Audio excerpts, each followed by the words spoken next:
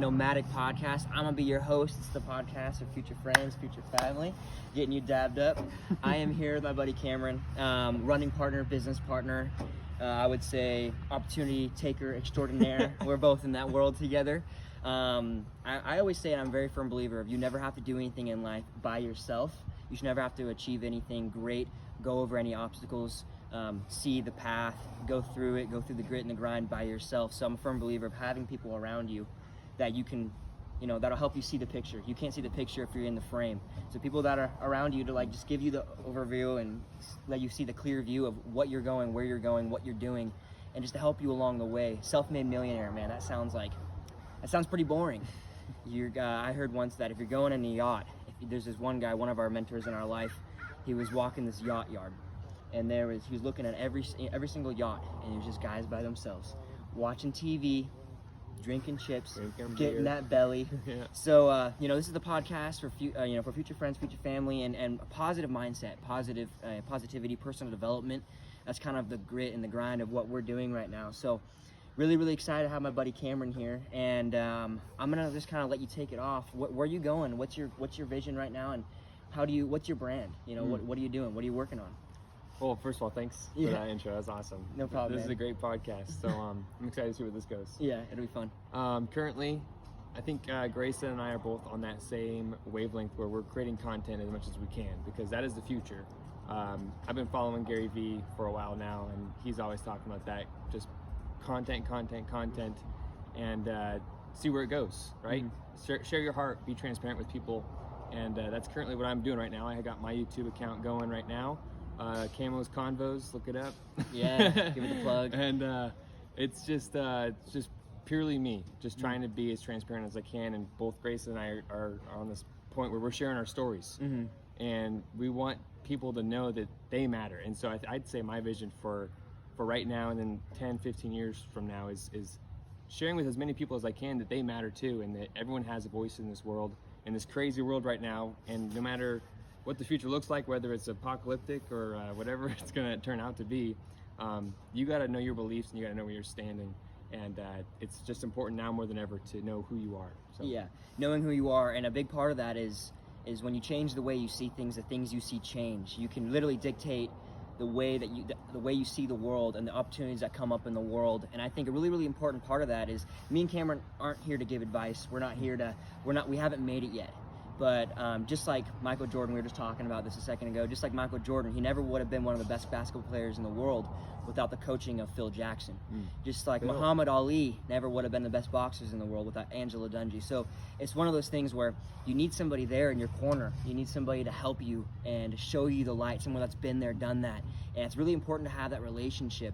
So, and letting people know that they matter, it's how do you add value, right? How do you add value into the world? How do you be a contributor instead of a consumer? How do you get out of that accumulation phase and into, I'm a giver, I'm a doer, I'm gonna sow into this world positive seeds? So how do you go from somebody who's just, the average person, just consuming, accumulating things, not really looking for the next thing, and getting into that, how can I contribute? What's important about that? Because that's really how you show people how they matter, is giving through the art of servantry. Right. So I'd say the first step that most people need to take is take account of your input, and really find out what you're consuming on a daily basis, because now more than ever what we're saying is that people are creating content. That's what's happening. People want to get their content out, but you have to have that self-awareness of knowing which content you should be viewing and which content you should steer away from. And that comes down to personal beliefs, but also like morals and what is right and what is wrong. You got to know that. You got to have that self-awareness about you, and having someone that has gone there in front of you and he's walked the steps, he's done what we've already tried to do. You got to have some sort of mentor in your life who you can follow, and someone who you trust, who's willing to look into your life and be transparent. And he's saying, you need to work in this part of your life and that part of your life, and you can say, okay, roger that, I'm gonna go do that right now. Right. And so I'd say input is the number one thing that most people don't even have an awareness about. And it's something I didn't know about until a couple years ago, where you can actually kind of program your own life. We're all being programmed, right? And there's good and there's bad programming. So humans are very malleable, their brains are very malleable. And it's one of the books I'm reading right now called The Winner's Brain, where winners have certain attributes about them that an average person can adopt. Yeah. So it's just about what are you reading, who are you listening to, and are you taking the right amount of action? Yeah, are you taking it right? So mentor, we talk about this a lot. It's a coach, mentor, a guide, a guidance counselor, whatever it may be. Mentor actually derives from the Greek language, where somebody would go off into war, they would fight, and then they would come back and they would be the mentor. So it's basically just somebody that's been there, done that, right? Yeah. So we all know that readers are leaders, and what Cameron's hitting on a lot right now is your input is your output. If you squeeze a orange, you get orange juice. That's basically what happens. But for a lot of people, they're not congruent, right? So they say one thing and then they do another. They're not in parallel. They're not in line. So it's when you say things and your front stage self is your backstage self. I was just having this conversation with one of my roommates, and I'm getting him on some books right now, because readers are leaders. We know that. The more you learn, the more you earn. But he was saying, he actually became really transparent with me, which a lot of you guys need to do, is be transparent with you. Take account of your life and say, what am I? Who am I? And am I actually true? Is my backstage self true to my front stage self? And he told me my front stage self is a mask. It's something it's a facade. It's like a window. It's like you can't. It's one of those holograms. And his backstage self, he's sitting there. So. And just self-loathing. If you really knew me, you wouldn't like me. And a lot of people in this life go through that. I went through that most of my childhood. If you really knew me, you wouldn't like me. And one of the most important things I chose to do was take account of my input, like Cameron's saying, and really read, really digest, really absorb, be a learner, right? So like one of the things I'm trying to do right now is learn Spanish. So I changed the Spanish dialogue on my phone. I have a Spanish household now, so whenever I have 2 Hispanics that I live with, and so what I do is I don't let them speak to me in English. And when I get yourself in that learner's mode, I'm learning something new, everything else will absorb a lot quicker as well. You got to get yourself into that mode. So Cameron, really great. He's a better learner than anybody I know, always soaking up. What kind of, how do you see like audios changing your life and reading changing your life so far? Oh my gosh. Well, the first thing that comes to mind is it doesn't happen overnight. Yeah. It's a process. And a few questions you got to ask yourself is, are you process driven or outcome focused? And that was one that was kind of rattling in my mind for a while recently, where does it really matter what you have to do if the outcome is going to be there no matter what? And our mentor teaches us all sorts of passive income strategies. So there's ways to acquire that. There's a variety of different avenues you can go down. But does it really matter if you know that the right outcome is going to be there? I think Gary Vee is big on talking about this too, where you got to fall in love with the process. But I think in all reality, yes, the process is awesome. You got to love the process. And our process is the right input and the right reading programs you're on. But if the outcome's there, then what you have to do to lead up to there, as long as it doesn't violate man's laws or God's laws, shouldn't be the biggest factor in your life. What should matter is that if it has the outcome, if it's how you want to live at the end, then you should go after that. I feel like I totally didn't even answer your question. No, dude, you're good, man. We'll go off of it. It's totally ad lib here. Something that really sparked interest in me, what you just said, is that the process, it shouldn't be what's the most important. It should be the outcome. It should be the why you're doing what you're doing, right? Yeah. So, but I think a really important thing is trusting in the process. Whatever you're doing and whatever your why is, say me, I want to have financial freedom for me and my family. I want to have financial security for me and my family. The process to get there, I don't love, right? I hate breaking my shins, right? I hate waking up and just being dead dog tired because all night last night I was studying, right? Which doesn't happen all the time. I'm not perfect. I'm not gonna sit here and lie to you guys and tell you that I'm doing it all, right? I'm doing what Bill Gates did when he dropped out of Harvard. I'm not, but I don't like the process. But you have to trust it. You have to believe in it. It's about stepping outside of those labels that society puts on you and going into saying, I am who I am, and believing who I am, and I'm gonna get to where I wanna go. And no matter what I do, as long as I know that there was a success recipe, somebody in front of me has done it, and if I copy that and implement it in my life, I will get there. And just like Cameron was saying, programming right now, you got to be really, really cautious about what you see and what you take part in, because that's something I really want to hit with you as well, Cameron. Dude, there's so much out there right now. There's so much. There's so much crap. We're in 2020. It just doesn't even seem like it's real. It seems like it's just a freaking hologram. It's just a simulation.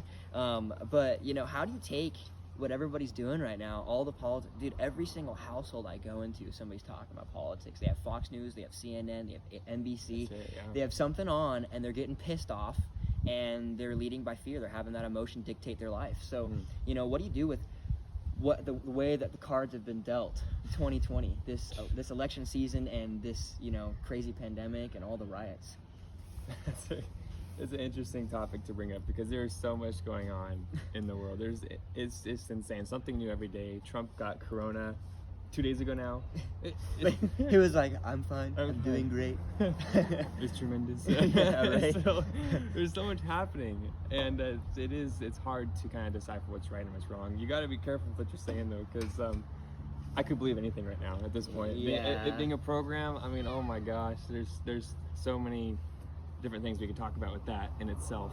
I don't want to like freak anyone out or offend anyone by saying that, or this could all be a facade. It could all be a program. We're all imagining what we want to see in the world, but there is something to that where, you know, I had an interesting thought the other day. Like, if you're trying to do something impossible, and you know, like, it may never work out. If you want to be the greatest in the world, I know impossible is kind of a touchy word. We're never supposed to say that or even think about something being impossible. But I was just playing with it the other day. Like, what if what you're doing right now you think is impossible? What you should say to yourself is you're going to do it no matter what. You should still do it, because in that process of grinding and becoming who you need to be, you're going to go through the challenges and the obstacles that are going to lead to what you are. There's someone inside of you, inside of each of us, that there is this authentic version of ourselves that's just buried with all this self-interest, self-loathing stuff that we have to like bury that true version of ourselves down there. But there's someone in there, and you just have to find him. And you got to have that conversation with yourself in the mirror, have those affirmations you say to yourself every day, and build who God intended you to be. Right. And I think that's Ed Milet talks about how when he dies, he believes in heaven. Whatever you are, just let us be us, and we'll let you be you. I'm a believer of Jesus Christ as my Savior. Do I practice all the time? No, that's a different story. But when I die, I'm gonna go to heaven, right? And I believe that God's gonna put in front of me the truest expression of myself, the fully maxed out version of who I am. I'm gonna shake hands with that person, right? And that's the person that maybe, you know, fed millions of people in the Philippines, or created, you know, something that could lead an infinite amount of people into financial freedom for their family, right? Whatever that may be, whatever that is, my truly maxed out version of myself. And my biggest fear every single day whenever I wake up is, am I gonna be identical to that person, or am I gonna be total strangers if I'm not gonna recognize them? Because the worst thing I could have happen is shake hands with that person when I'm 80, 90 years old. Maybe, I don't know, how I might be 200 depending on how technology advances, but you know, when I shake hands with that person, I don't want them to tell me what I could have done and have it be too late to have done that. I want to be identical. I want to be like, boom, I know you, man. I was chasing you every freaking day. Every single day I woke up, every waking minute, every second of every day, I was chasing after you. And we freaking got there, man. And we're best buddies. That's a great motivator. Yeah. That's a great motivator. If you can have that mindset every day when you wake up that you have to do something great. David Goggins even talks about this too. I'm not sure if he got it from Ed Milet, because we both heard that from Ed Milet first. It's a success recipe, dude. Yeah. It's just copies. And Milet, and David Goggins says maybe a little tiny different variation of it, where when he dies, he's going to meet his maker, and his God is going to say, well, I had you at this, I had you at the fastest man in the world, but everything else, I was writing it as you were living it, man. You were surprising me every single day by just continuing to push your limits and just maxing out. At my life, max your day out. Yeah. I know, dude. So, I think obviously, in this life, you can be somebody who's a victim or be a victor. And, you know, I was just talking to somebody about that, about, you know, maxing out yourself every single day. And you know what he said to me, guys? He said, what's the point? Because nobody gets out alive. Oh. And I was like, dude, you can be the victim or you can be the victor. Everything can happen for you, and everything can happen to you. And I believe that there's subtle ways to distinct that in your life. You know, you can be something, why me? It's why me? Why does everything happen to me? Or it's, oh, try me. There you go. Throw everything at me. I want all the obstacles. Every single challenge, I'm going to overcome. I'm going to possess this challenge, and I'm going to become a better person outside of that. Every season of adversity is for a season of promotion. So you got to get yourself out of that mindset. But where I was going with that is, how do you choose to have the optimistic mindset in life and have the whenever a challenge comes to you, how do you take it head on instead of leading by fear, right? How do you choose to have the optimistic mindset? Well, no matter what, life is gonna throw some shit your way that you're not prepared for. And there's just two options. You can look at it in a really negative, pessimistic sort of view, or you can take it as a optimistic, this is for me, this is to promote my life. And I just don't see the reason why to be the woe is me little boy version. Like, why would you even like toy with that emotion? I just it's just me personally, and I think I got there just based off the people I surround myself with. So I'd say it comes down to your association, and maybe keep an account of who you're surrounding yourself with. Yeah. There's gonna be some background noise, but we're in a park. It's great. Looks like a lovely old man driving his Honda Accord. Nice Honda. Yeah. Baller. Yep. There's Grayson said this earlier. We're not here to advise anyone. We're young. We're still in the fight, but I think we have a pretty good grip of who we hang around, and they're the right type of people to hang around. Yeah. So maybe keep account of who you're surrounding yourself with on the most on a daily basis, because that saying is so true that you are the average of the books you read and the people you hang out with, your 5 closest friends. See who your 5 closest friends are. That will be your average if you hang out with them the rest of your life. Right. Yeah, dude, that's awesome. It's, and you can take it going back to like the for me, to me. So it's like things happen for you, things can happen to you, but the most important things are the things that happen in you. So like a part of that is, just like Cameron is saying, is getting people around you. John Maxwell says that show me your 5 closest friends, I'll show you where you're going to be in 5 years. And just like through osmosis, if I want to be better at public speaking, I want to get better at this podcast thing, I want to get better at my music, which we're going to be implementing very, very soon. I'm very, very excited about that. I want to get better at my business. I want to get better at the stock market. I want to get better at what am I going to do? How am I going to maximize my investments and make them turn 10x for me, 20x for me, 30x for me in the future, no matter how many years, is get around people that are better than you. And you have to you have to put your ego aside, put that fire aside, right? You don't have to burn it out, because part of that is what makes you who you are. But you have to put that aside and say, I'm going to be the best student I can possibly be, because through osmosis, if somebody is 110 degrees in that area, I'm 70. If I'm just around them, I'm surrounding myself with them, they're going to heat me up. It's the identity. The identity is the governor on your life. It's going to cool you back down to whatever you believe you are. But if you believe I can be that 110%, your governor on your life, the identity, the thermostat on your life is going to heat you up to that. And it's going to make you 110% in that. And then find somebody better, and then find somebody better, right? That's everybody successful just had somebody else that was more successful in their life. And that's really, really important. So I'm so glad you're talking about that. Yeah. But just to shift gears a little bit, life can be super serious in these times. Life can be a burden. Life can really get you down. How do you have a little bit of fun? How do you balance yourself between margin and rhythm, between playtime and grind time? I think it is really important. You should still take trips. You should still have fun. I don't think you need to get drunk every weekend, but you can casually do those things, and nobody should judge you for that. That's it. Yeah.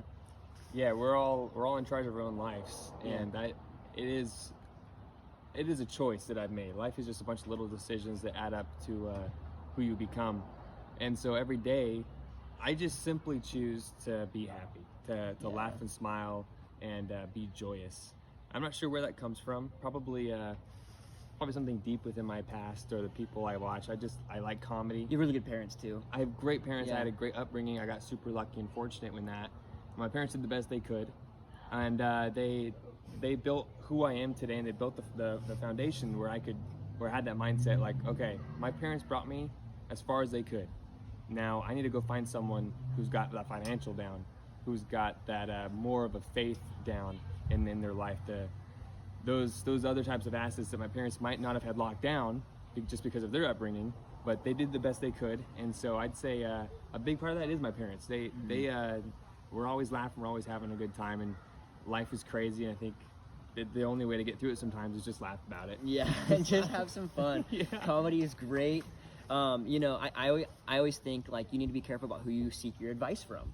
Like my parents did great, just like your parents did great, right? And it's just, if I want to go to my mom about how to be a decent parent, I'll go to her for that, Mhm. right? But if I want to seek financial advice from somebody, my parents are broke. They're BROKE, you know what I'm saying? So I'm not going to go to them and ask them about financial advice. I'm going to find a financial advisor that has a lot of money that's been there, right?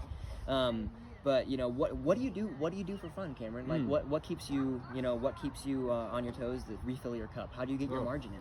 Well, okay, so yeah, it is margins and rhythms. You got to have about 2 to 3 weeks where you grind, and then delay that gratification of having a day off where you can really relax and enjoy that even more.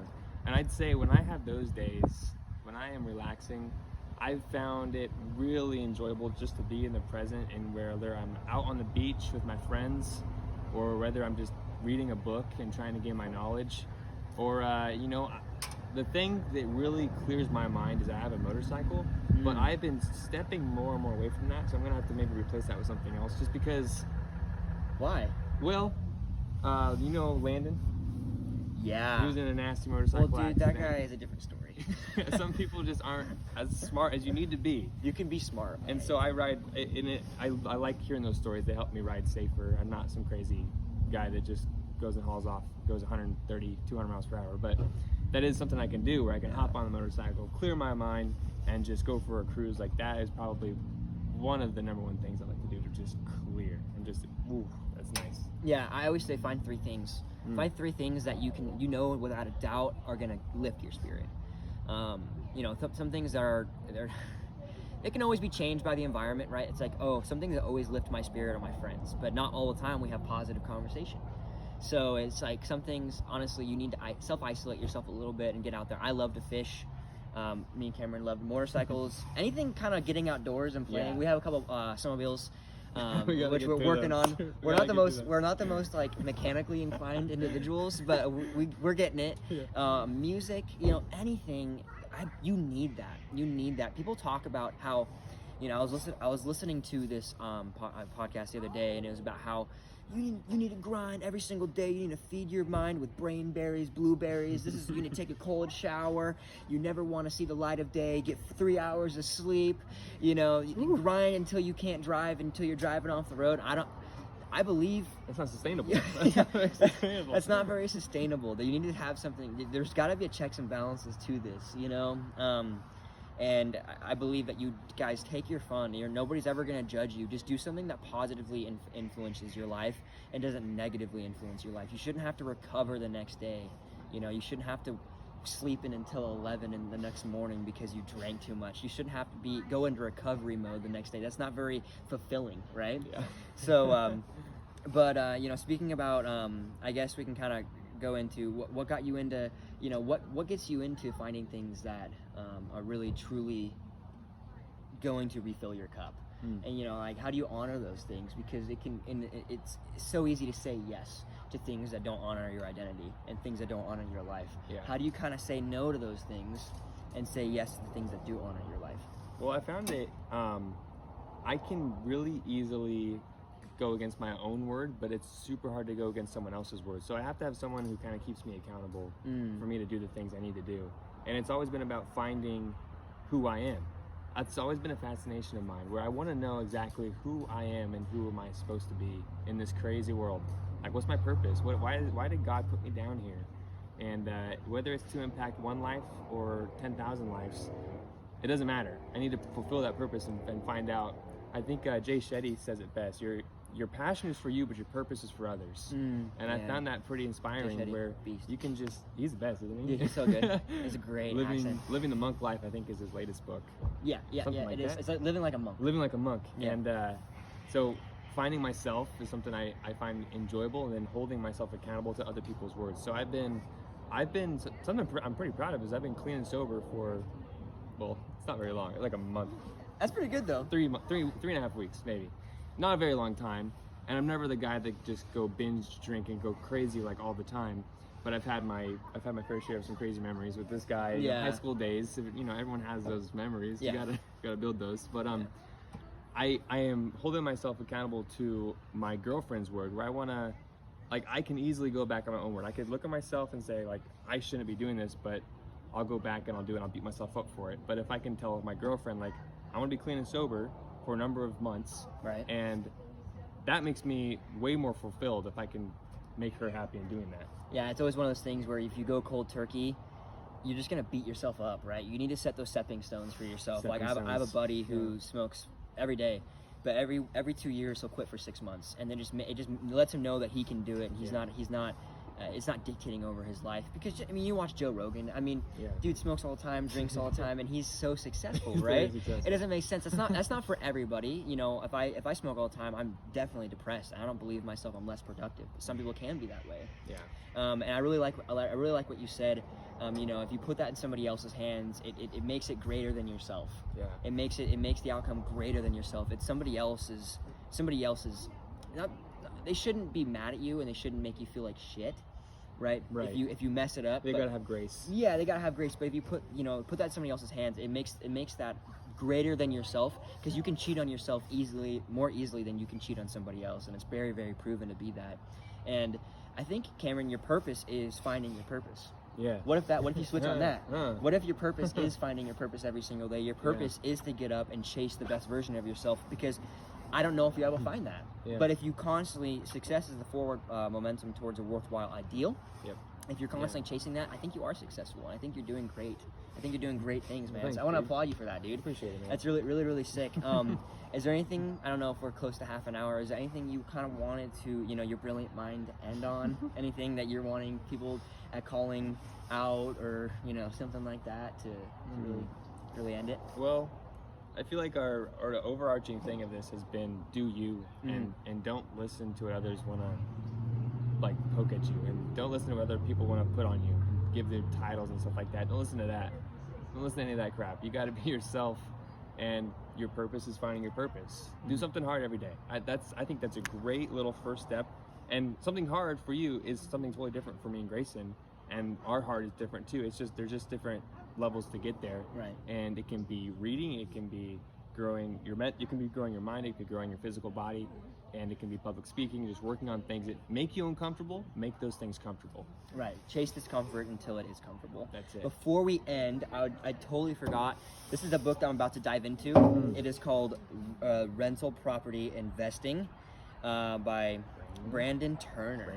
So I just picked up this book. As you can see, it's not very dig into, but I've been looking into it. Dude, it talks about interest, talks about what properties are the best rentals, where to go, location, tips and tricks, 6-year, 8-year, 9-year return.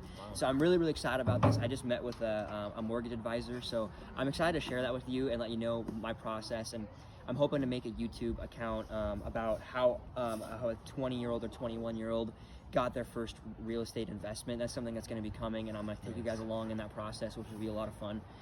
But man, I really hope that I have you on, dude, more. We gotta do it again. We gotta maybe integrate some more of these together. I'm really, really excited about that. We're gonna have some fun. So awesome. I'm really pumped. So thank you guys once again. This was the Nomadic Podcast. My name is Grayson Taylor. Cameron Lindstrom, and the podcast of Future Friends, Future Family. All right, brother. Appreciate it, man. Awesome. Thank you.